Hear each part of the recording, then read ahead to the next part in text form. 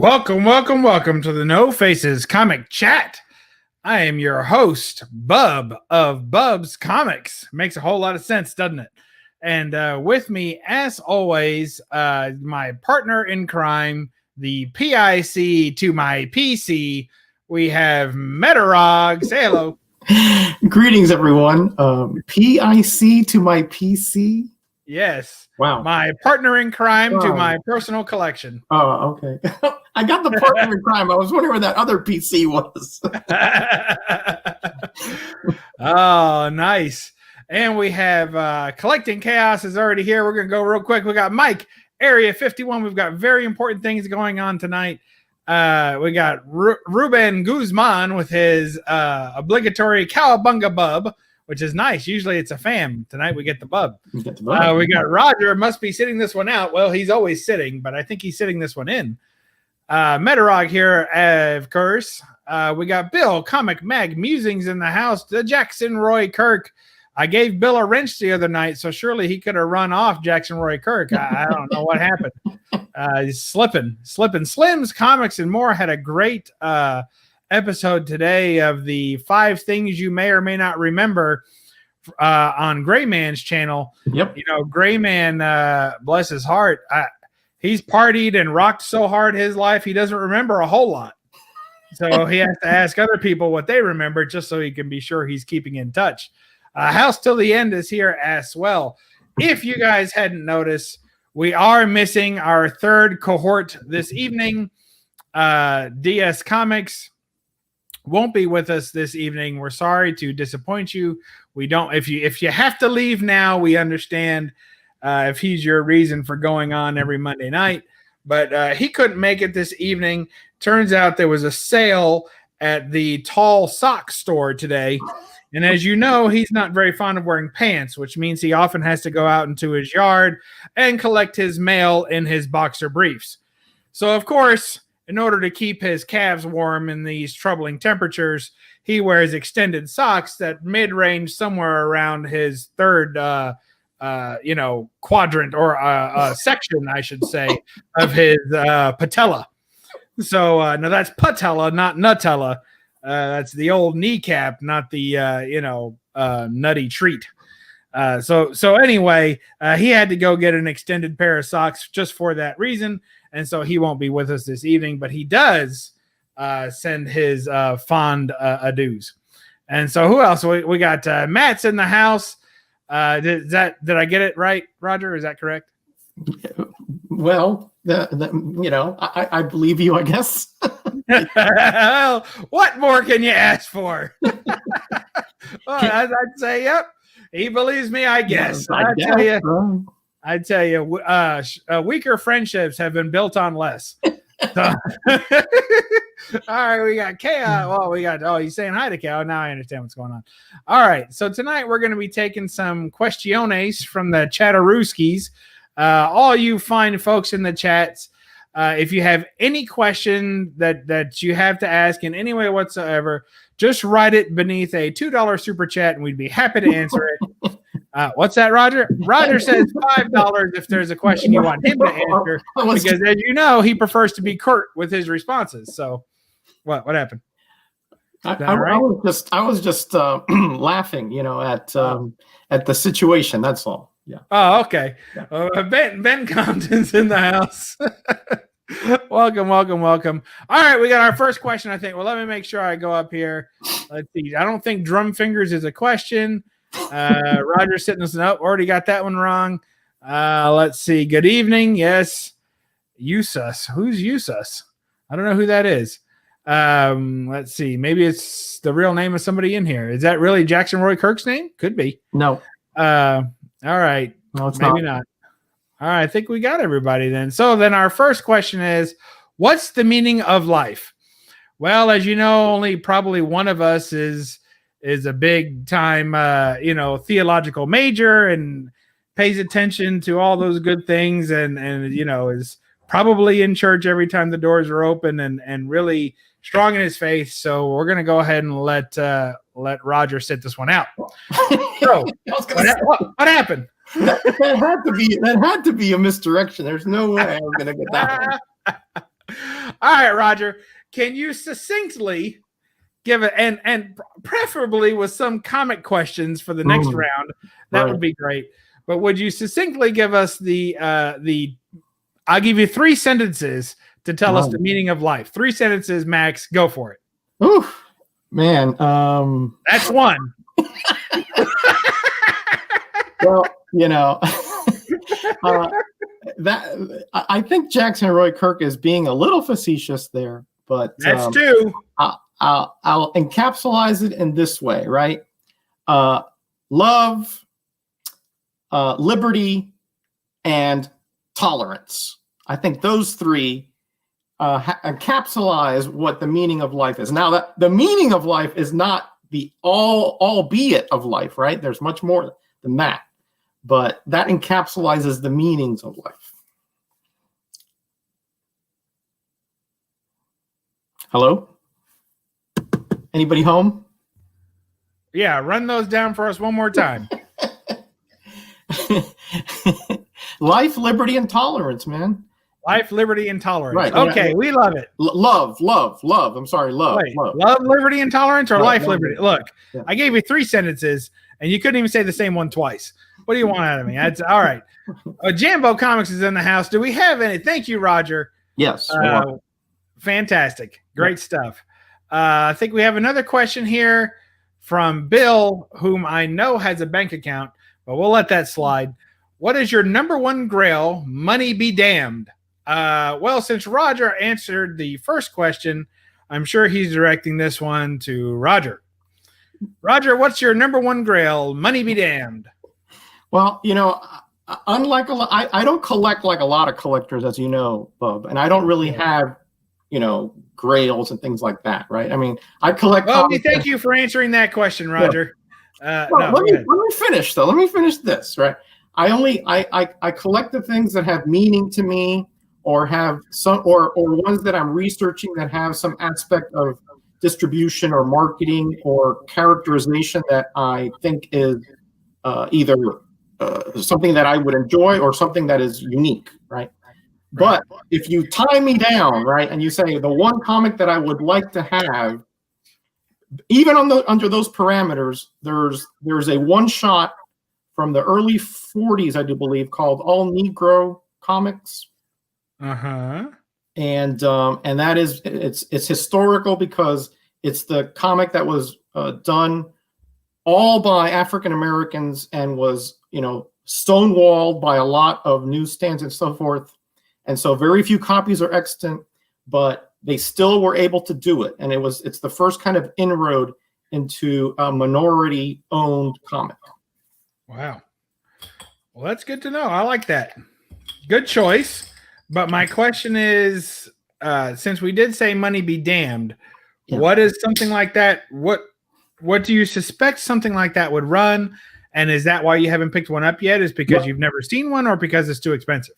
Well, both. I have seen one. I have seen one for sale, but I think probably by now, probably it's going to cost you at least $10,000 for a low grade copy. Wow, for a low grade. Yeah. Well, holy schmoly. There are really no high grade copies that I can recall seeing. The highest one I saw, I think, was like a 4.0. Wow. Amazing. Well, there's your answer. My answer, let's see. Let's see how I do that. Yeah, okay. That's a great choice, Roger. Mine is going to be probably more generic. I don't know that I have a single book that if I had all the money in the world I would get. Mm-hmm. I guess my mind always thinks, well, if I could get an Action 1, I probably would. That would probably be, and not even low grade. Like if I get a high grade Action 1, that would probably be the biggest book. If I had to bring it back down to reality a little bit, I would say a Batman 1 is probably more in reach, which is the first appearance of Catwoman to me. Would be the significance of that. And then if I had to bring it all the way down to totally in reach, I would say a Hulk 1. So those would be my 3 ones in order of I have all the money in the world, Action 1. The problem is once I owned an Action 1, would I be tempted to sell it and get a ton of other great keys and, build an entire comic shrine and, the whole routine? Right. Well, that's a whole nother question, right? I mean, yes, there's always that temptation, of course, to do that. You're electing to evolve, but based on the question by Bill, I think that's the correct answer, right? I think so, because what would happen, but it definitely does bring on that second question, because now, okay, so money be damned, meaning I assume that means I have that money, but only for this. So that means if that money is spent on that Action 1, then what happens if I can sell that Action 1 and get a big house and a couple of nice cars and put my kid through college and all this other kinds of stuff, then it has nothing to do with comics anymore. Now it's just, what does it mean to have something of that kind of value in your possession? Can you hold on to it? If I was single, maybe. That's a whole nother question. And that's why, to me, I really wouldn't want something like that, because knowing myself, I would never want to sell it. But I don't think it would be a good stewardship of that money to not, if when there's so many people and out there that could benefit from such a sale. So that's why I kind of wouldn't want it, because it would put me in a quandary for sure. Well, let me put it like this. If I had a Hulk 1, I would never sell it. If I had that, unless extreme hard times were faced. If I had a Batman 1, I wouldn't sell it either. But an Action 1 is in a whole nother stratosphere of value. So that's where I would break with that, probably. Right. I wouldn't want to sell it, but I probably would be coerced very easily. Hey, I love Disney. Comics is in the house. Jambo's here. Collecting chaos and meaning of life. Support your LCS. Grading girls cards. Finding a mythical unending box of quarter comics. I definitely am not a big firm believer of support your LCS. I hate to say that. Me and my LCS are in a tiff right now. But in addition to that, the real reason we're in a tiff is because I already didn't believe in support your LCS necessarily. I liked support your LCS back when, look, let me make sure they know it's me talking. I liked support your LCS back when things were a little bit different and the LCS was more, in the community and there weren't all these online sales and things of that nature. But honestly, right now, I believe you should support whatever your best way of getting the best books are. Now, for some people, that's their LCS, so support your LCS. For other people, that's their favorite online retailer, then support that one. Support whatever keeps you in books. That's what you should support. But not just arbitrarily throwing money at your LCS if they're not really meeting your needs, just for a nostalgic sense of having a place to walk into on your lunch break.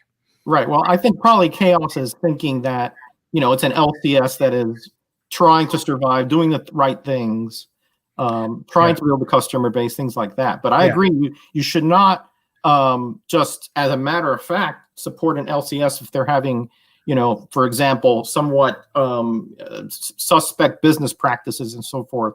Yeah. Because, or if you just don't like them. Yeah, of course. That's neither here nor there, though, right? I mean, that's a personal decision. But there are LCSs, and I've living in Miami as long as I did, I can tell the differences. When they're taking advantage of their clientele versus trying to actually build a clientele, and those are two very different things. And every time a comic shop closes, whether it was good or bad, usually another one pops up to fill the void. So maybe that one will be better than the last one. Let's hope so. In this climate, it's very difficult, I would think, for an LCS. I don't know how they're existing, honestly. That's the problem. Is that, like, in my closest area, I've seen 4 comic shops open and close in the last 5 years. So looking at it from that perspective, the one that's probably doing the best, I would say, is the one that's open now. Mm-hmm. But the only way that they're able to do that, I still don't see how they're doing it. There must be some external funds coming in from somewhere. That's not necessarily from the strict buy, sell, and trade of comics and other such stuff. But I think that overall they're surviving because they're putting in the hours, working late nights. They're taking advantage of everything that they can from their customers. And I don't mean that in a bad way. I just mean, if you have an online set of customers, they're taking care of them. They're taking care of everyone as well as they can. Right. I do believe that. They're just not taking care of me. So, but I'm different. Right. So, hey, look at this. We got Comic Mag musings from your humble raving what from your humble reigning cover slinger champion. Boy, that sounds like a No Faces comic chat title. Doesn't it? Yeah, the humble reigning cover slinger champions. Yes, Bill pandered his way to a victory on Saturday. Oh, trust me, I watched it on the replay. Zlata was handing out those 10s like they were candy bars. Right. She didn't care, man. Gray Man got a 10 out of the gate. I know, right? It was ridiculous. She was in an exceptionally good mood. She was. Yeah, true. So, and of course, he's so humble. But wait a minute. There's more. Because we know, let's see. Now, I think this is one of his personal favorites. We have look, now he's going to get mad because his comment's blocking it. There you go. That is for Bill right there, who has started our show upside down. Roger's shaking his head, but I bet he's still looking. So, there you go. I am. Yeah, why not? Oh, speaking of which, today we are the No Faces comic chat with the Unchained Slabsters, and I have to admit this was an error on my part. For some reason, I had in my head, even though obviously I read the text and everything, I knew DS wasn't going to be on tonight, but somewhere along the line over the course of the day, I had convinced myself that it was actually Roger that wasn't going to be on tonight. In error, of course. So I had put the Unchained Slabsters because I know Roger doesn't slab anything, and so DS and I would be the Slabsters, and we're unchained because we got rid of the old ball and chain. But then I forgot and remembered that actually it was the old ball and chain that's with us tonight. I found it a little bit odd myself. That's why I brought out one of my unslabs here. Oh, lovely. Very nice. Well played, sir. Just to sort of, give it a little dig there, Yes, I appreciate that. Put it right there. I tell you, one of the tricks that I do for video thumbnails, right? Everybody talks about your thumbnail has to be really good. So I'll do like a comic haul, right? Mm-hmm. And people don't, I don't know, like say I take this, this Captain America, right? And it's a blue label, Hulk, whatever, right? Not a big deal, right? Right. But then, it is. I mean, it's signed by Stan Lee and everything. It's one of my favorite books, but whatever. Yeah, that's cool. Yeah. All that aside, I will often show slabs first. Like a lot of people wait to show slabs last in their videos. Right. As the big finale, right? But I know people skip ahead if they don't see what they're looking for. So I just put the slab. I usually throw the slabs up front, and then every time I put a book in front of it, it kind of looks like that is yet another slab, right? Yeah. So then I get to pick whichever the book I'm most excited about for the haul, and it looks like it's in a slab, and then that's my thumbnail. So cool. That's a great idea. Great idea. So it's a little bit of cheating. If you guys have been disappointed with my videos, now you know why. So, well, at least one of the reasons. Yeah. Let's see. Here's a quick little anecdote about my unslabbing. Right, I'm about to move later this month, and so I put a lot of my slabs are because I bought my variant when they came already graded, right, and I put them in this tub, so that I have those in my car when I move. And the thing was so heavy it bottomed out almost. It was my gosh! It folded in a bit, right? So I said, well, that's enough, So I didn't unslab all of them, but I think I have like 4 or 5 because they have the really old labels, which I thought were just cool because they're old, But so I have, about 20 of these things that, around in my comic room, and that's why I put it up here when you said that the chain slabbers or whatever, the unchained slabbers. I was like, that. So, Bub is up to something, so I got my empty slab. Oh, that's fair. That's fair. I like I said, I forgot. I got confused. Look, Trigger and Deceit will take you far above. Yes, so far it's got me from the bottom rung to next to the bottom rung. Here I am. All right. So any more questions? I think that was our last question. So we'll catch you guys next time on the No Faces Comic Chat. Actually, we got Kachung here. We got them there aggressively relaxing. We got Bad Dads in the house. There's aggressively. We got the unruly Simeon, Mr. Gretzky 9966, who was pandering heavy for an AOK last night. So I don't know what to do about that. Yeah, I'm thinking. Well, I had. I'm sure you didn't watch it, Roger, although it did get quite a few views. But anyway, I had a the live stream, the trimming down one. Yeah. I live streamed my shrinkage last night. Right. And a couple of people were trying to claim stuff from the chat. So I told everybody, just hit me up on IG. If there's something that you want, we'll make a deal, because I'm going to get rid of them one way or another. Probably sell a bulk of it to an LCS or something like that. Not my closest one, but one a little further away.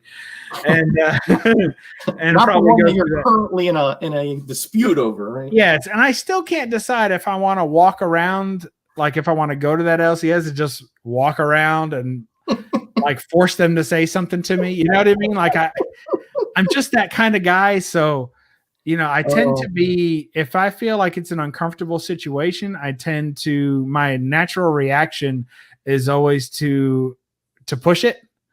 Like if it's going to be uncomfortable, then I want it to be the most uncomfortable.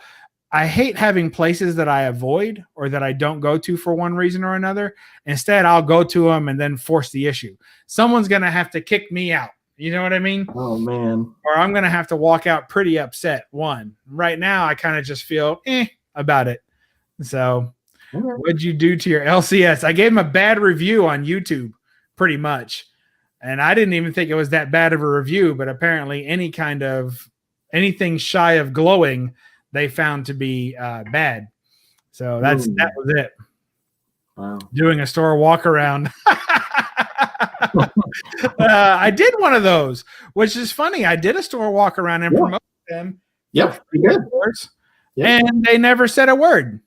Like they never said, "Hey, thanks for that." They never did anything. I've been in that shop and done AOKs for random customers before and just been like, "Hey, I noticed that guy wanted this. Here's the money for it. Just let him have it next time he comes in."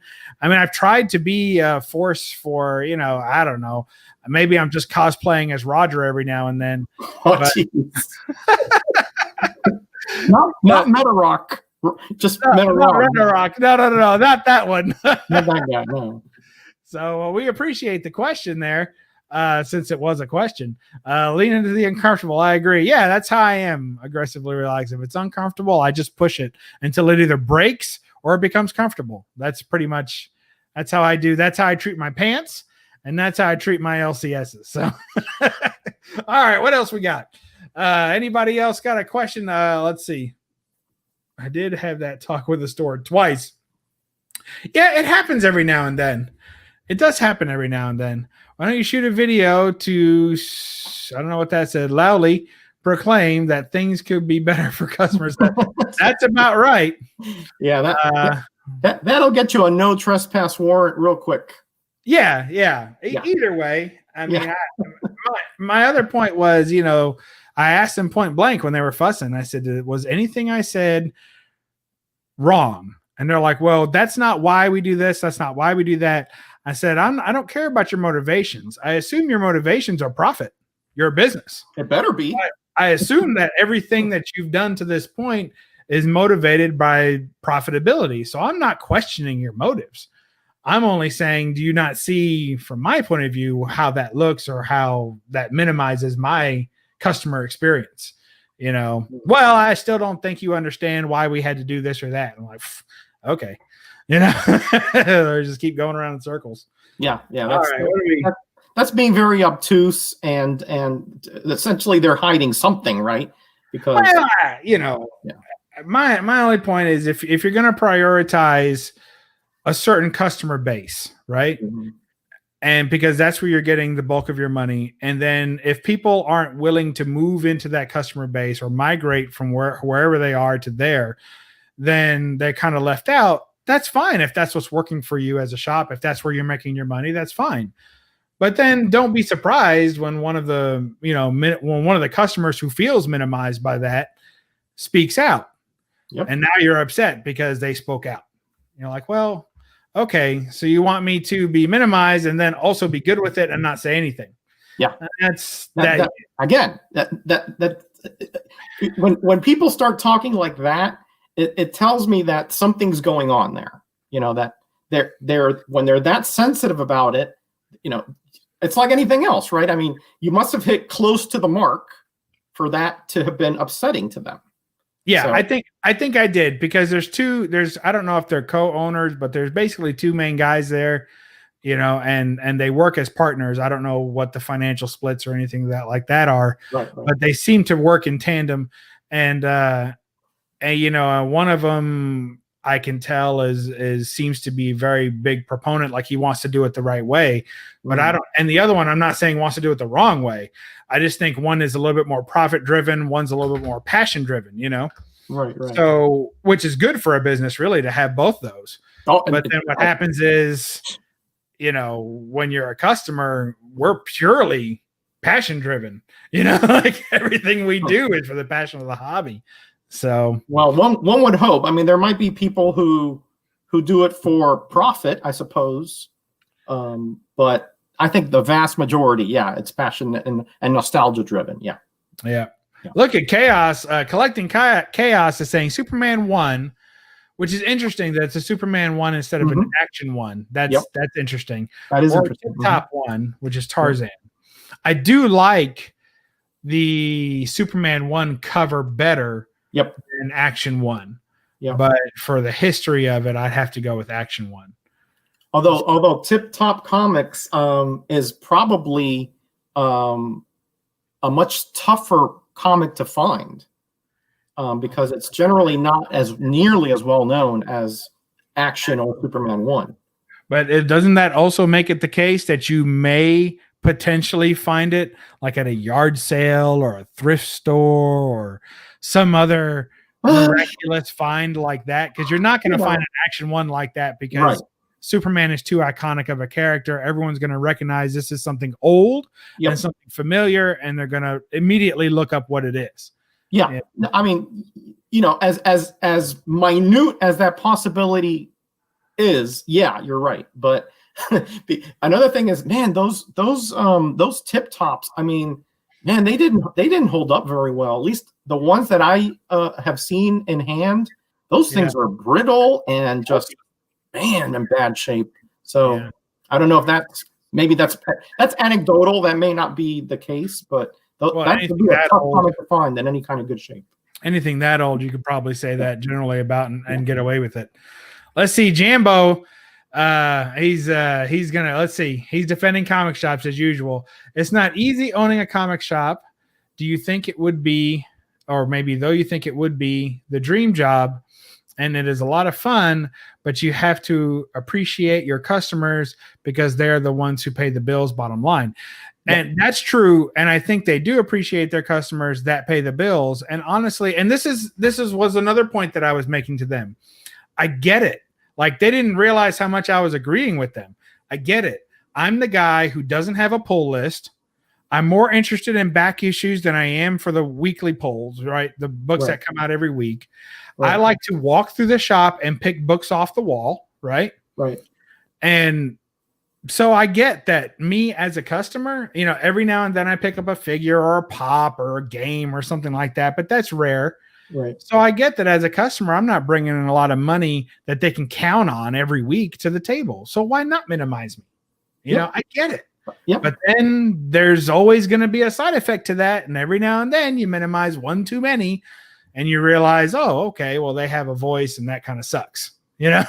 Yeah. So, but I know exactly what you're talking about. I think, Bub, because there was a shop in man, I want to say it was in North Miami Beach, and I lived in South Dade, right? So I would only go up there maybe 4 or 5 times a year and go through their back issues. Huge stock of back issues. I mean, this thing was, they must have had, 200-300 long boxes of back issues. wow. So I would go, on my day off and just spend like the whole day there. And every once in a while I would get like this look from the owner, right? And then one time I went in there and I had a stack of comics, right? Which I was going to buy. And he was like, is there anything I can help you with? I go, no, I have my list. I'm just going through and picking out the ones that I need for my runs, And then about 5 minutes later, he comes and he goes, I'm going to have to ask you to leave. And I'm like, holy cow. Why is that? I go, well, because, you're thumbing through the comics and, when you're thumbing through that many comics, you could be damaging them. And I was like, sir, I've been a collector for over 20 years. I know how to treat a comic so that it's not damaged. But if that's your attitude, I'm be more than happy to leave. And here you want me to put these comics back, or do you want to put them back yourself? That was a stack, probably about 10 or 15 comics. And he was like, no, I'll take care of that. So I left, and I never went back. And guess what? None of my friends ever went there back, including the ones who had pulled us there. So you're right. There is a repercussions for having those kind of attitudes. And just because I'm not a regular customer does not mean that I shouldn't be valued. And that is where the rub is there. Yeah. And I think, by confronting me the way they did as well, they're making it even worse, because now they're saying, okay, you come in here and you want to shop. But that's what I don't understand. Like, I always kind of felt like shopping there was more of a charity, because I could get anything there somewhere else and probably a little bit cheaper. I really was trying to support them, even with what little I could, just because, they're a local shop. So I was doing that. But then it's like, so I come in here to give you guys money, and you tell me, I can't believe you come in here after the way you spoke about us. And I was like, I don't remember ever talking about you that harshly, and then they're like, oh no, you really dogged us. And I'm like, well, if I really dogged you that bad, then wouldn't you just want me to keep coming in here? Wouldn't you want to still take my money? Like, no, it's the same money as anybody else's. Yeah. And they're like, no, we want you to keep coming in. Like, we're not trying to run you off. And I was like, well, I'm not trying to run off. We just want you to know we heard what you said. I'm like, well, that's a little awful confrontational. And if you want to be that way, let's talk about it. And an hour later, I left because they still didn't have any boards, which is what I came in there for. So, what are you going to do? BUB'S is close to discovering that the LCS is a front for a massive heroin ring, and they are nervous. In my neck of the woods, it's probably meth. But yes, it could be. Could be. Let's see. I've seen it held Action 1 several times. I've never actually seen a Superman 1. That's very interesting. Yeah, that's interesting. I actually have seen a Superman 1, but I've never seen I don't think I've seen an action. Maybe when in one of the Orlando Comic Cons, I've seen one like at a distance, but I've never held it. I don't think I've ever seen an Action 1. I want to say that at the one that's up in Carolinas, Heroes Con, at Heroes Con, there was a museum that had a booth there, and they had, I think, a Superman 1 on display, if I recall, and an AF-15. Cool. And it was pretty cool looking. Now, it's funny, we had, neither of us or none of us have mentioned an AF-15. That's just, I'm not a huge Spider-Man fan. Yeah. That cover isn't particularly striking to me, or doesn't do anything for me. Right. In fact, I think there's far better Spider-Man covers, Yeah, and I also don't like a Spider-Man 1. I think that cover is kind of goofy looking too. I mean, it's the first appearance of a highly popular character. That's true. Historically, yeah. And true, very true. Fantastic Four 1 is much more important historically than that, but it's a much more popular character, so that's why it's kind of a strange little comic because it's Amazing Fantasy, not Spider-Man. So yes. And I can tell you, if I had a AF-15 in my hand, I think I would very quickly convert that into a Fantastic Four 1 and a Hulk 1. Mm-hmm. and have money left to spend. Right. Like that would happen so quickly it'd make your head spin. Like I don't even know if I'd probably take a picture, put it on Instagram, do a YouTube video, and then it'd be gone that same day. Right. Right. No, I'm with you. I'd rather have a Fantastic Four 1 because of the historical significance of it. Look, Jackson Roy Kirk, he says that's what he was thinking. One of his LCS I went to in the 90s was dealing in the back room. Not so sure what, but I steered clear of it. You know, it's funny. So I don't think these guys are doing anything like that. But I will say that in our little comic community in that town, it's very venomous. Everyone hates everybody. Everyone's nasty. Like all the shops were nasty to each other when there were shops. And well, I mean, now there's just one shop, but there for a time there were about 3 or 4 competing shops, and they're always nasty to each other. And these same 2 guys have worked in 2 of the other shops that have closed. Oh, and that happens a lot. Like you go into the shop and I'm like, what are you doing here? And they're like, oh, I'm just helping them out. Like, oh, here we go again. Yeah. You know? So it's a lot of bad blood comic wise in that town. So I can see how they might be a little defensive every now and then. Look at this. OMG, we're the same collector type. Lady Fantastic. I think if we got down to it, we'd find a lot of similarities between each other, which is why we probably wouldn't get along inside of a comic shop because we'd be fighting probably for the same books or the same, you know, pushing down kids and kicking over canes. So look at Bill. Look at Bill. Look what he's pushing now. What happened? Hold on. Hold on. I constantly appreciate, even though I don't. Yeah. Okay. Yeah, I agree. Where? Hold on. Look at that. I see what's happened. Reminder that I'm current cover slinger champ. You know, I have sent requests to dethrone you next week was my request. I know you guys are doing some jungle covers. Yeah. So Jambo's got it. Forget it. Yep. So I'd like to go up against Jambo for some jungle covers and see what happens.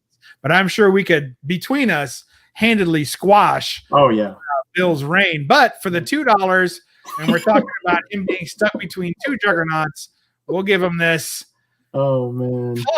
Stop! I don't know what she's doing. One of the cards is probably trying to pull away. The other one doesn't seem to be moving at all. I don't know what's going on. Oh boy! Did you put your wagon to that? Probably. Oh jeez. Right. Congratulations, Bill. Thank you again. Yeah. Oh, Wendy says she appreciates you. Yeah. Let's see. Every dog has his day, you know what I mean? But look at him go. The reign is coming to an end very soon. Oh, King. Oh man, stores are closing. He wouldn't go back there either. I hate the look from the owner. Oh yeah. I was shocked. I was shocked when that happened to me. That never happened to me before. I mean, I would haunt comic shops in South Florida for every weekend almost. So, you know, they knew who I was, and you know. So Collecting Chaos says he used to have a store, and they had a huge back issue selection. There is a shop not too far from me that has a huge back issue selection, and I was just going to go there this past Saturday. Probably will go there this next Saturday, but I noticed he just started dipping into modern variants and modern books, and all of a sudden he's got racks and racks. 10 copies of the latest Deja Thoris. And it's like, oh no, please don't. I mean, he could have been making a ton of money in straight back issues, but I just hope he doesn't shut down with the overhead of running a shop like that, because the bills rack up fast when you got to pay for diamond stuff. I don't know if that's where he's getting his books, but anytime you sign those agreements and you got to buy in bulk, it just gets expensive. So let's see. You guys may have said it before, but what is your best or favorite find? Doesn't have to be a key or valuable. Also, where did you find happen? Is yard sale, antique shop, etc. I'll take this one first because I haven't heard my voice in a while. I would say I've had 3 best finds. The first one was my wife, and I found her at work. Oh, that will get you major points there. I tell you, if I needed them, I wouldn't be having such a great life already. That would be my best find. My second best find would be probably my Archie that I picked up. Yeah. Let's see. How do you spell Archie? ARCHIE, maybe? Does that come before Amazing? After. Yeah. All right. Yeah. You have to have a little alphabet, cheat sheet on one of those drawers, I mean, I don't have to, but it would sure be helpful. Where. Oh, you know what? I don't think it's under Archie. I think it's. Is it Laugh or something else? I think it's Betty and Veronica, maybe. Betty and Veronica, Betty and Me. Yep, something like that. Yeah, I think that's right. Oh gosh. So is this the double entendre cover? Yes. Don't give it away, Roger. What Okay, I didn't. Okay, I'm sorry. There's lots of double entendres, so it could be. Who knows what it could be? There's only one. All right. So that would be my best find. My second best. My third best. Wait. My second. My best find is my wife. This would be my third best find. Third best find, and that was this Betty and Me. I picked it up for just a couple of bucks at a yard sale. And that was just this summer, so just in August. So that was my second best find, probably as far as how much it's worth, or third best. My second best find, I don't have anymore. And that's because it was my Legion of Superheroes Supergirl and the Legion of Superheroes number 23. Yeah, that was a heck of a find, yeah. So, and I picked that up for $2. And so I bought this book to commemorate that and got it slab. Cool. But it's that book. This is the, I don't know which version this is. The Mexican version or Italian version or something. Mexican edition. Yeah, but that's Superman. But it's the same cover. It's just Superman. Yeah, it's the same cover, but it's Superman 43 Mexican edition instead of Supergirl 23 or whatever it was. No, it's Legion of Superheroes, wasn't it? Yeah, Legion of Super. Well, it's Supergirl and the Legion of Superheroes. Oh, Supergirl and the Legion. Okay, got it. So I bought that one for $2 because it was half cover when I bought it, and I immediately I knew it was a big book. I rushed it home, sent it off to CGC for a pressing, cleaning. Came back a 9.8, and I sold it in 11 minutes on Instagram. Wow! Posted it and sold it. Made ridiculous profit on it. And I used that profit to get the Stan Lee signed book that I showed earlier, and also my press. Oh, yeah. Which is not like a cheap press. It was, an industrial paper press. So that was a good deal. So I'm happy with that. I'm definitely not complaining. No. But I did miss the book because I knew I would never be able to afford another one. And so I got this book to satisfy me. And it does. What about you, Roger? Oh man, I've a lot of my stuff remember is way back when though, so I don't know how good of finds they were back then. Yeah. I did find my Hulk 180 and 181 in a dollar bin back in 1980 or 81. I've told that story many times. I'm not going to retell it here, but I found those. I found my Werewolf by Night 32 in a quarter bin, but that was like in the 80s. I found pretty much my whole Amazing Spider-Man run came out of either when I bought it originally, or I did buy a huge collection back in the 90s, and it had like almost a complete run of Amazing Spider-Man through like the 300s. Well, not the Silver Age, but Bronze Age and up stuff. I also found a Hulk 340. This is a more recent find. It was maybe 4 or 5 years ago, if that. No, maybe 3-4 years ago. Wow. I found a Hulk 340 in an estate sale for 50 cents, and the thing is like dead mint, which is rare for me, Yeah. To find something like that. So yeah, there are many others, but those are amongst them. Wow, that's pretty good though. That's a nice little run there of awesomeness, of course. And I like your story, the Hulk 180 and 181. That's always It goes from heartbreak to triumph. So I like that. Yeah, That's good ones. Nobody was more shocked than I to find them, after that.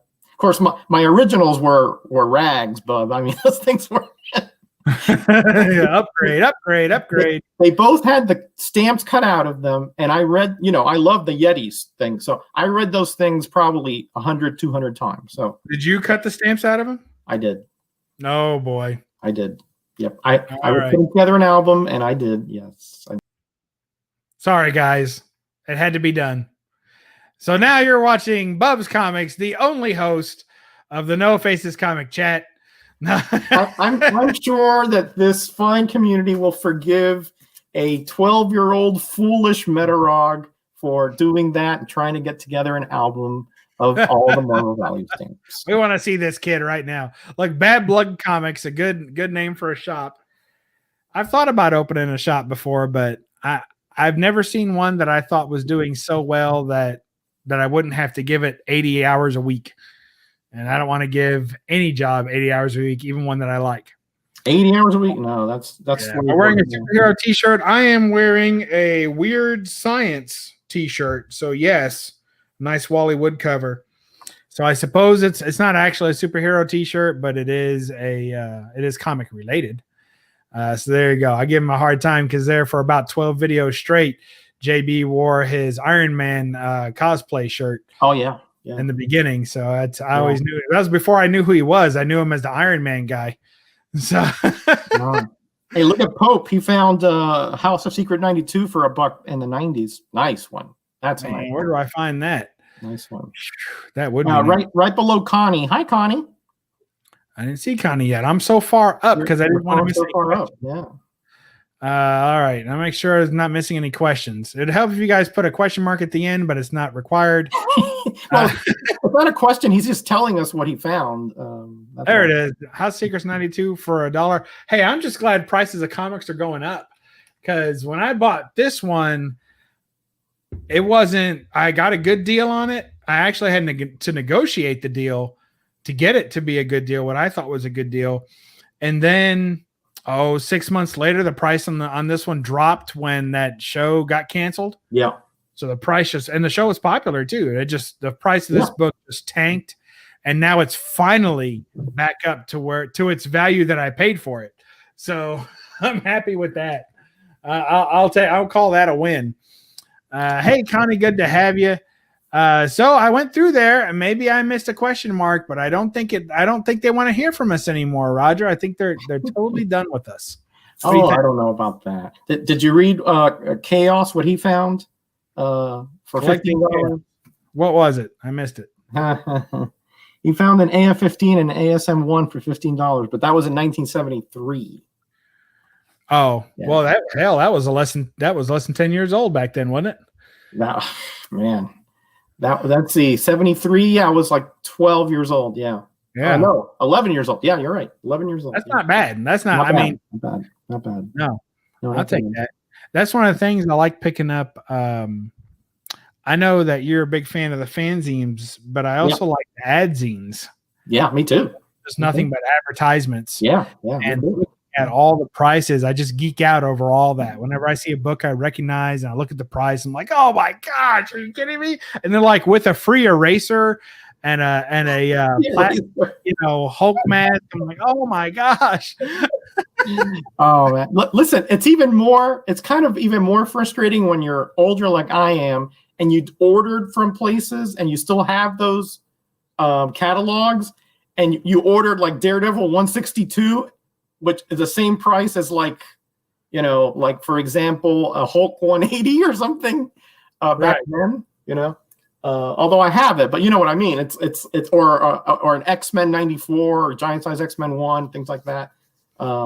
Because they were just pretty, they were so new at that point. Yeah. That they hadn't really caught up to the incredible cascade of popularity that they are now. So, I had that catalog and I was like, couldn't I have picked these instead of these, Yeah. Like DS is always talking about, he remembers walking right past Teenage Mutant Ninja Turtles 1 first print and thinking, whatever, move on. Yeah. And that's one of his great comic regrets.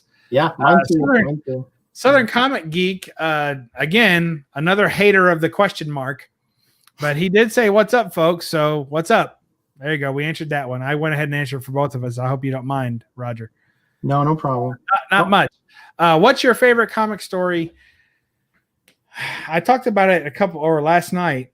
My favorite X-Men story is definitely was Astonishing X-Men, the Joss Whedon run. Yeah. Yep. That's my favorite X-Men story.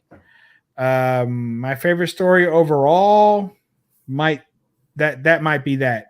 That's the only book. That's the only run where I literally laughed and cried and was excited through the run. It was action packed. It had great writing, and I actually cried, like real man tears when I read that. So that's only happened to me like 3 times reading comics. That was one. The death of Mariko and Wolverine, that made me cry. And I knew it was coming. Yep. I knew it was coming and I couldn't stop myself. Yep. And then the only other time I've ever cried reading comics was the first Adventures of Superior Sam. Oh, yeah.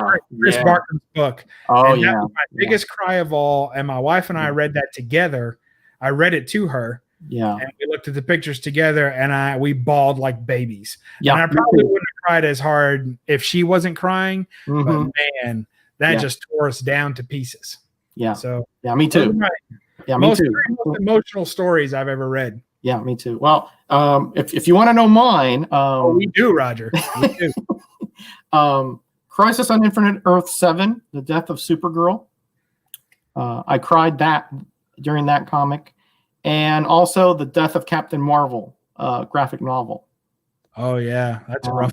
The other one is the backup in Amazing Spider-Man 245 or something, the kid who collected Spider-Man. I don't know if you've read that.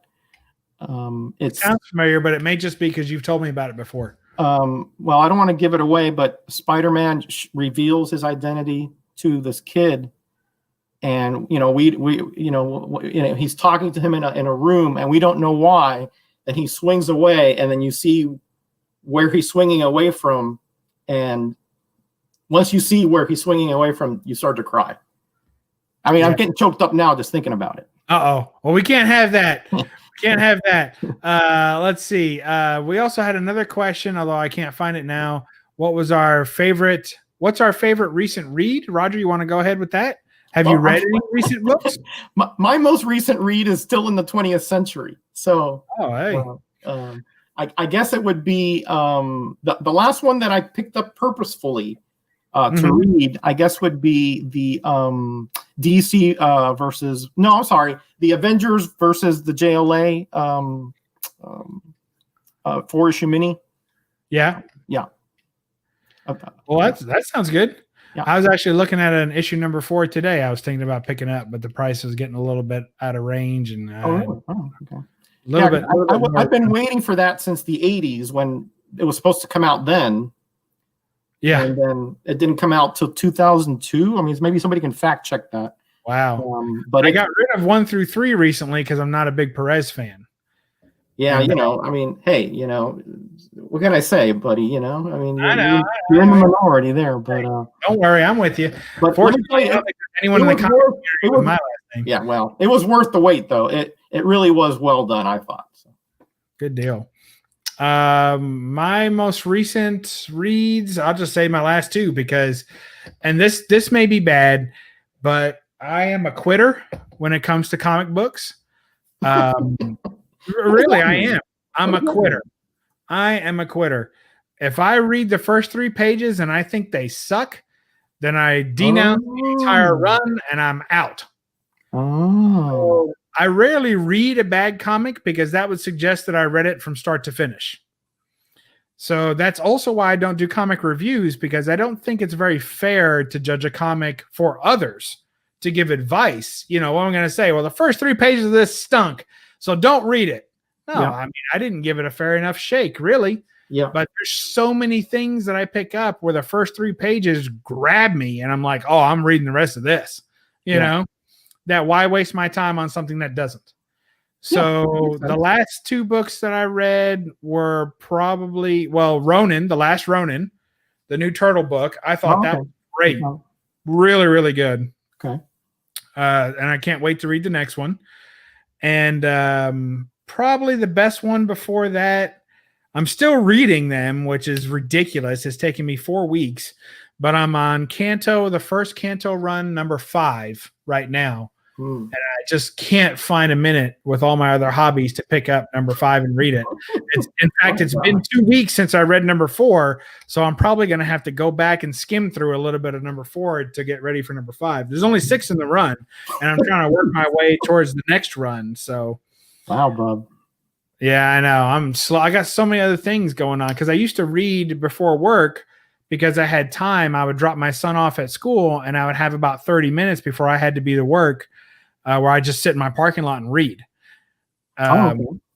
So, but no one's been dropped off at school in 8 months. So it kind of killed my favorite reading time, which was in the morning with coffee. Now I don't have that, and I would have to take away from another hobby to get that time back. So it's more like on hiatus. Right. But anyway, all excuses. Let's see. Oh yeah. Chaos in Comics is waiting for his acknowledgement. I'm also taking reading suggestions from people because people whose opinions I trust. Well, we've got a bunch of them in here, actually. Oh, yeah, there are. Yeah. Something's Killing Children. Haven't tried that one yet. I tell you, the few that I tried that I turned off real quick were the Department of Truth, which is a current book. And the art style, I just couldn't take it. It was all this like nightmarish painted art. It's similar to a Jeff Lemire style, but not good.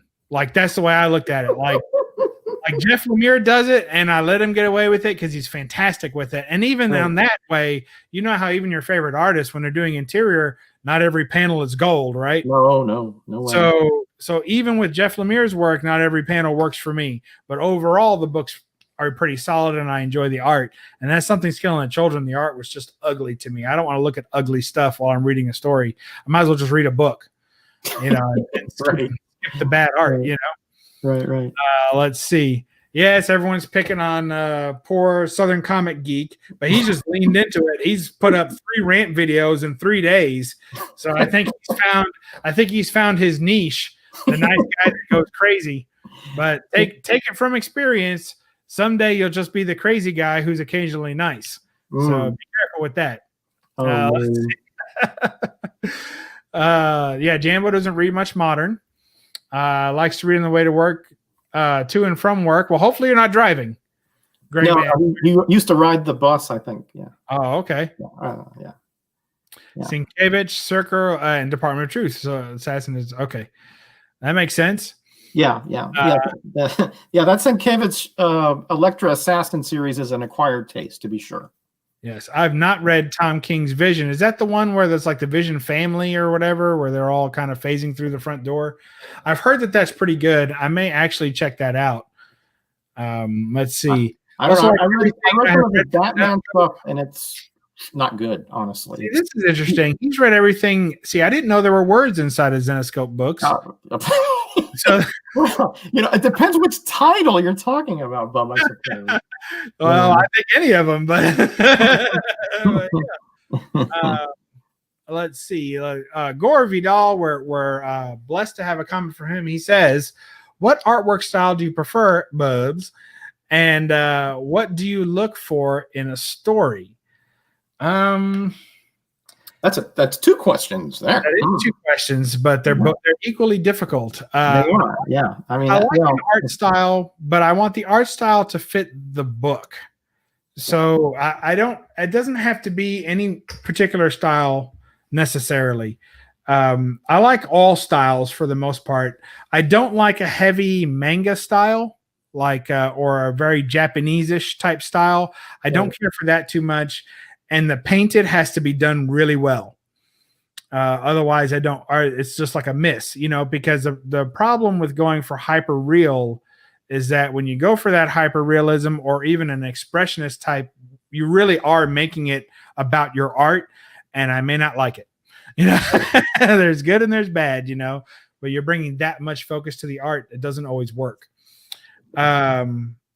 As far as so I'm open to pretty much anything other than like the extreme childish versions of things, you know, like a la modern Marvel. Like that always looks terrible to me. I remember when there was this one run that was Wolverine the best at what he does or something like that. Mm-hmm. I collected that entire run, which was pretty long, before I ever opened it and read it. And just because I didn't know any better. And I liked the covers, although they were a little gruesome.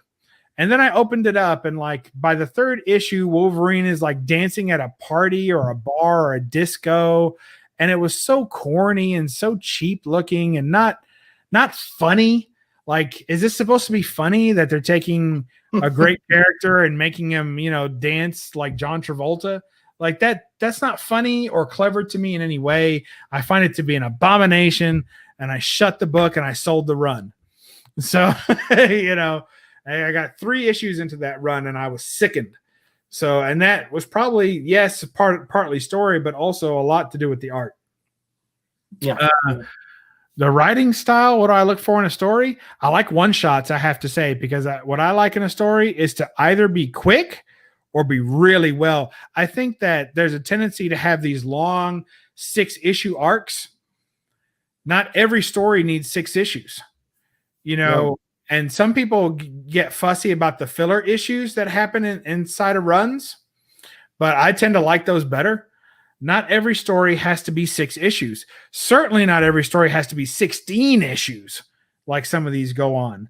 It's like, that's a bit much. Now, that being said, I said that Astonishing X-Men was one of my favorite stories. Yeah. That thing's 25 issues, but it's fantastic and it's super well done. Mm-hmm. You know, and so if it's well done, I'll take a long one. But in general, I prefer shorter story arcs. One-shots even. 1-shots to 3 and 6 at the most. Great Legend shows in the house as well. Yes, Brubaker, you know, he had good runs on he did good Captain America work. Yes, he did. Struggling to think of another one. He was worked on that for so long. Let's see. What about you, Roger? What do you look for in art and story? Well, I think kind of like you. I mean, there's not a concrete answer to the art because it depends a lot on what type of comic story it is, right? I speak a lot, if you've seen Graders Notes, I speak a lot about art appropriateness and how the art should tell the story even if the text is not very tight. You should be able to follow the story, right? Yeah. And that's something that's kind of stayed with me over the years.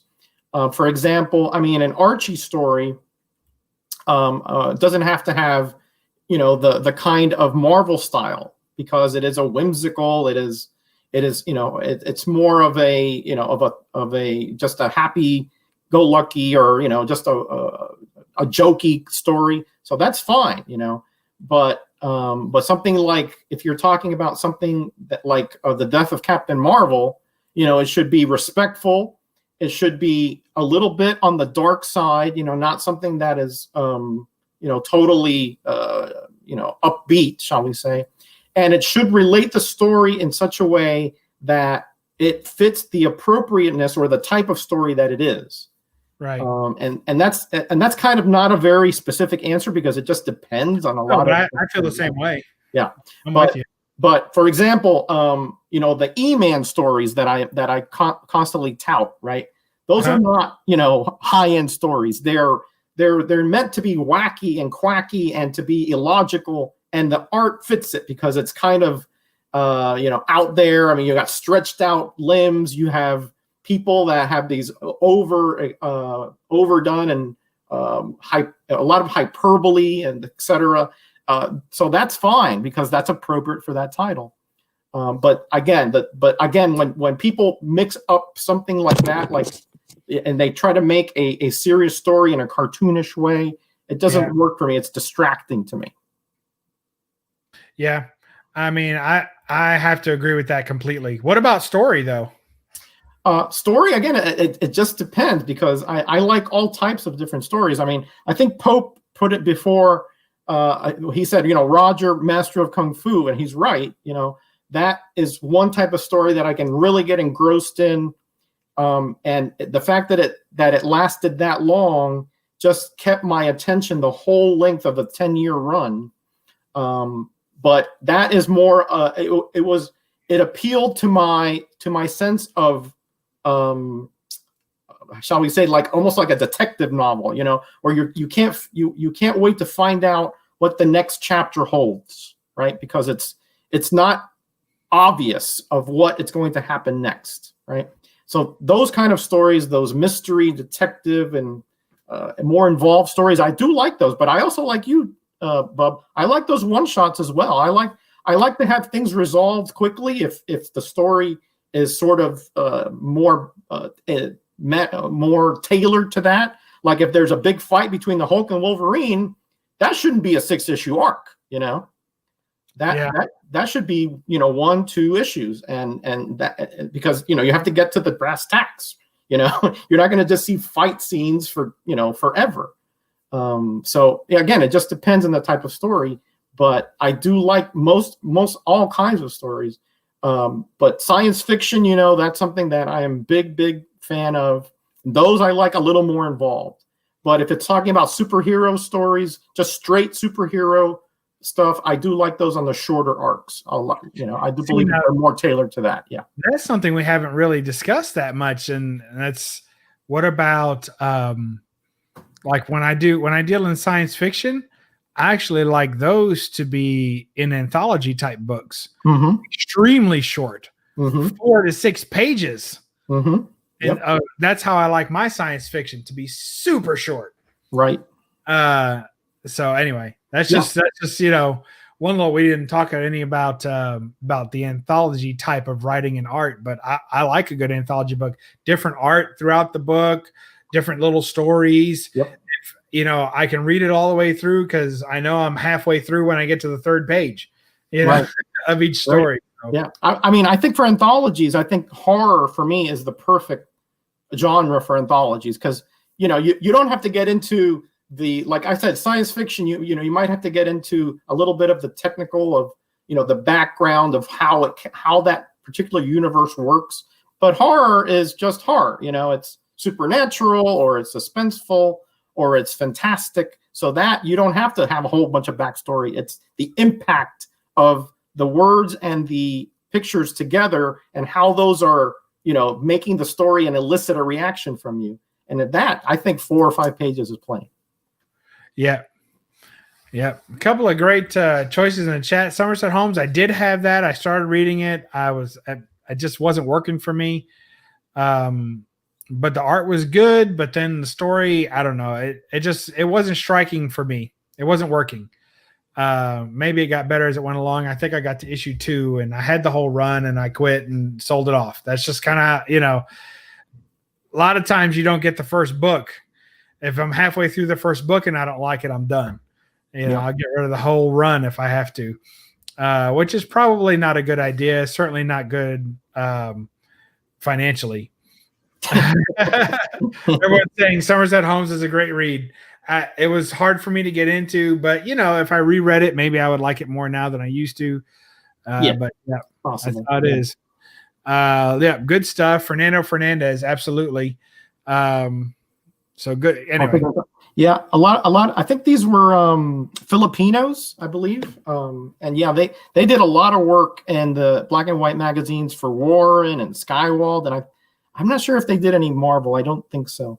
But yeah, he's right. Those are pretty good stories. As far as more condensed type of sci-fi stories. Yeah, and often when you ask for someone I find it so interesting. I've asked a few people now, any good books out there, just trying to get a feel for getting back into reading, Yeah. And of course I have a ton of books to read here, but I kind of save those as treats, to read a good old fashioned Bronze Age book. You know what I mean?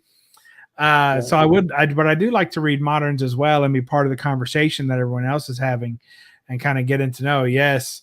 Worlds Unknown's fantastic. That is good. Yeah. I have that whole run. Yeah, that number 4. It's to this day it still scares me to read it. Yeah, it's so good.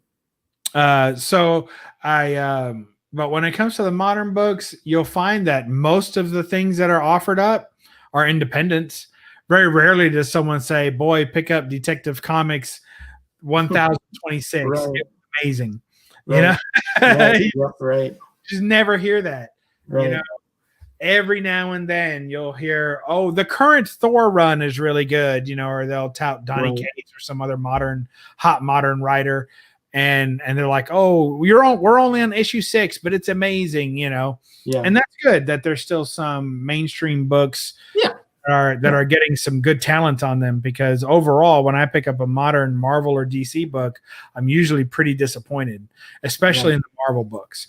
The interior Marvel art and the stories that I was reading just a few months ago when I was picking up books more regularly, it's just so bad for me.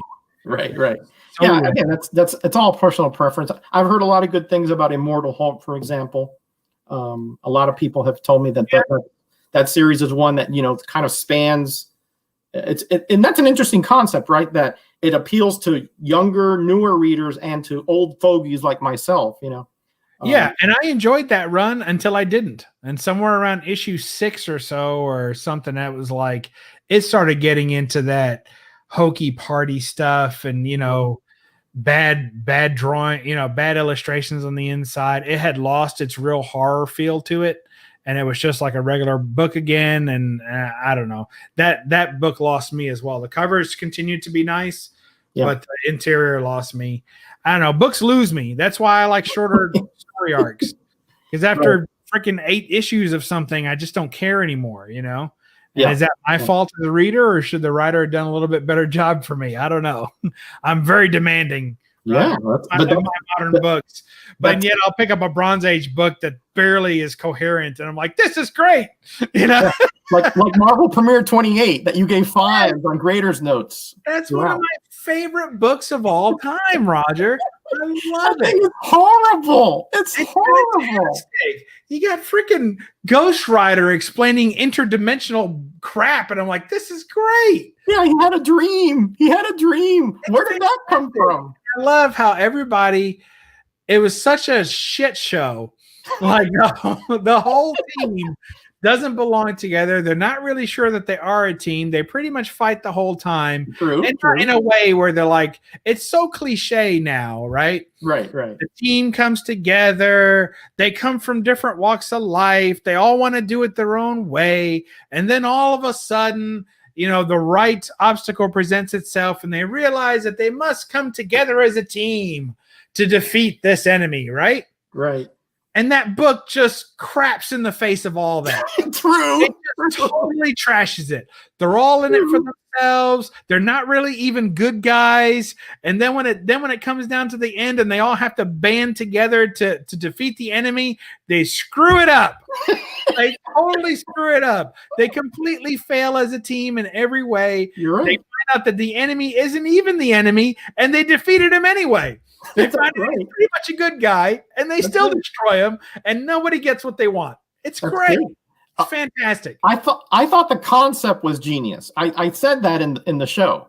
I thought the concept was, and the cover is pretty good, but I remember your final score on that execution of the comic though it's tough to look at, honestly. It's genius. It's such the Frank Robbins is totally the wrong artist for that comic, right? And Matt Lowe is more of a heavy plot characterization guy. So to have that combination was the wrong combination for that comic. It could have been much better. Heavy plot to it. It just fell on its face. Yeah, totally.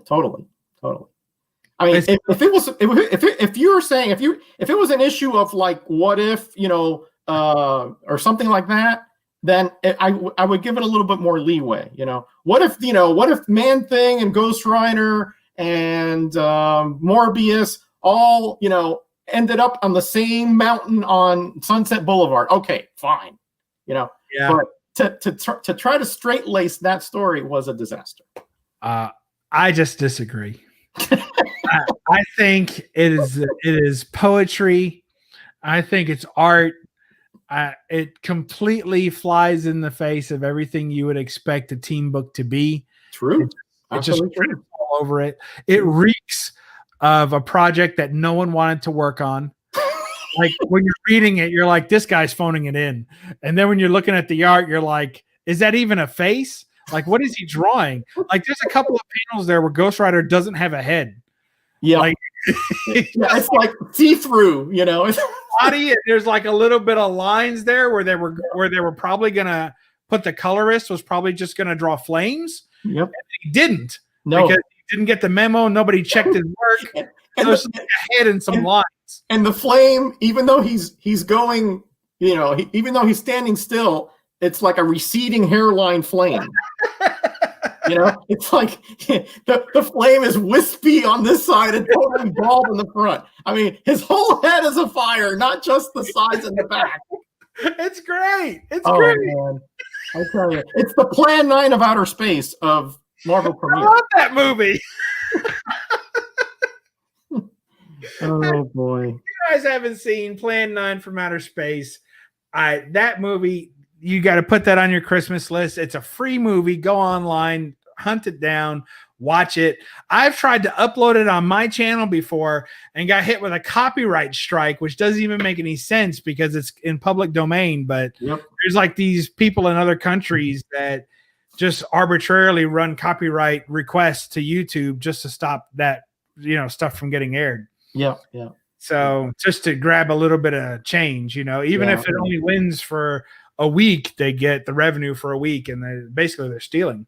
But anyway, it's a scam. Yeah, totally. Scam, yeah. So I love that movie. There's another great movie.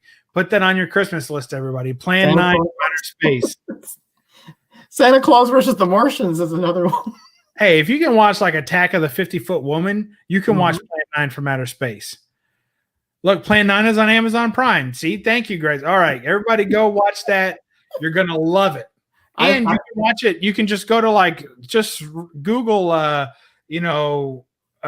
film archive, public domain films, and it'll pop up several versions of it. I like when they're like in the cockpit of the ship or whatever, and it's like a cardboard cutout of the yoke. It's just like a cardboard cutout. It is so bad. Oh my gosh. Man. Have to go to Plan 9. Yeah. It's just so good. I'd like to see it on the big screen someday. I've never seen it in a theater. I never have either. Yeah, I never have either. But no, I don't think that's happening. It's not like the Rocky Horror Picture Show. You know, it's just not that level. You know, my wife had mentioned that the other day. She had never seen it. She's never seen the Rocky Horror Picture Show, and she's not of an age where that would surprise me. Like where that would show. That she's should be young. Yeah. That's not like she's super young, never heard of it, you know. So I would think she's heard of the movie. It's just not a movie that she ever came across. And she's like, don't they go to like shows and, you know, perform and stuff? I'm like, yeah, we should go check that out. That in Greece, I'd like to see one of those passion projects with Greece, you know, where everybody gets on the stage and dances Grease Lightning or something. That would be fun as well. Well, let's hope we can get back there soon. Yeah, I know. I know. Slowly but surely, I do believe. I Even if the new normal is different, we'll get back to a normal. Well, it have to be. I mean, we still have to live our lives eventually. So yes, I agree. So, all right. Well, let's see. We got enough people to shut this down. Let's see how many people. Oh, there's 23 people watching. Wow. I'm going to throw that in DS's face. You know, he likes to say everybody's here to watch him. So, look at that. My wife hates Rocky Horror. See, I've told that to my wife. I said, you know, I don't know that you're actually going to like it. Like, you may be curious, but it's not really her bag of tricks. You know what I mean? I don't think she's gonna... it's not my favorite, but it's something that I think everybody should watch once, just because it's so different. You know, so this is a unique experience. I would say watch it at least once. Yes, I think. I don't know. I don't know if everybody has to watch it once. I think I'll put it like this. If there's one Meatloaf movie you watch in your life, make it the Rocky Horror Picture Show. If there's one Tim Curry movie you watch in your life, make it Clue. if there's one Brian Bostwick movie that you watch, was he in Tron? Yes, I think he was. Yes. Make it Tron. Yeah, he was the groom. He was the groom, right? In the Rocky Horror, right? Yep. Right. If there's one Susan Sarandon that you watch, make it Thelma and Louise. Where she gets naked and messes with James Spader. Huh? I don't know. There's one where she gets naked. Watch that one. I didn't see that one. I tried to watch nudies. It's an early one. But anyway, there's that's all I'm saying. That I struggle to find, if you're into Meatloaf, watch Rocky Horror Picture Show. I don't think you can be disappointed if you're into Meatloaf. We'll just put it like that. Okay. So anyway, yeah, it is bizarre chaos. I would agree with that. It is a bizarre movie. Yes, it is. It is, and fun, and especially around Halloween. Yeah, it gave us the time warp dance. People like that. Yeah. So yeah, that's it. Sex, Lies, and Videotape. That's the one. Oh, okay, all right. I never seen that. Durham, or maybe he's talking about something else. Yeah, I don't think check so. that out. All right. And if you're going to watch one movie tonight by yourself, make it the first 3 minutes of Barbed Wire. That's my movie. You have a movie recommendation, Roger? Movie recommendation? Yeah. If you can only watch the first 3 minutes of any movie, what would it be? Oh, first 3 minutes of any movie. Oh, yeah. Oh man. Get through the title sequence at this point. First 3 minutes of any movie. Wow, that's a tough one. That is a tough one. Oh man. I can't think of one offhand. That's too much pressure. All right. Well, if you have too much pressure, I highly recommend the first 3 minutes of Barbed Wire. There you go. You're welcome. Is that the one where she comes out and just like really beats up that big fat guy? Yes. Yeah, and she comes out of her outfit for about 2 of those minutes. So this is fantastic. Watch the unrated version. Although I guess I watched the one where she stayed in the outfit. So that must have been on network television or something. That's always I don't great. remember. That was a long time ago. I don't remember. Well, refresh your memory. That was we one get out of here. Like when you read a comic and you get through 3 pages and you said this is bad. Same thing with me in that film. I went through the first 3 minutes and said, okay, that's enough. That movie is camp fun. It's campy. It's fun. Thank you, Kaz. I appreciate that. You see? Same thing. I went through 3 minutes and I'm like, no, my life is worth more to me than seeing this film. My time is, As well it should be. Oh goodness. Well, I think we've done it again, Roger. What do you think we've done it again? I'm curious. I think we do this every Monday. I think this is like deja vu all over again. It does feel that way, doesn't it? Yeah, it sure does. Yeah. Sure does. All right. Well, we'll see what happens then next week. You never know. Yeah, you never know. So let's see, Roger. What's going on? I'm so confused. I'm so lost, and I just keep hearing this sound in the back of my head. I don't know what. Wait. Oh boy. Oh, it's Liz. I knew it was gonna be Liz. Hi, Liz. Are you kidding me? What's Liz doing here? Oh man. How you I think doing? we might have to find you a new caller for next week, Roger. Liz, she just comes and shows up. Who knows what she wants? But she must not be getting it. She keeps coming every week, or maybe she is. I don't know. But we'll figure that out. You're not getting anything from me. That I guarantee you. There you go. Look at that.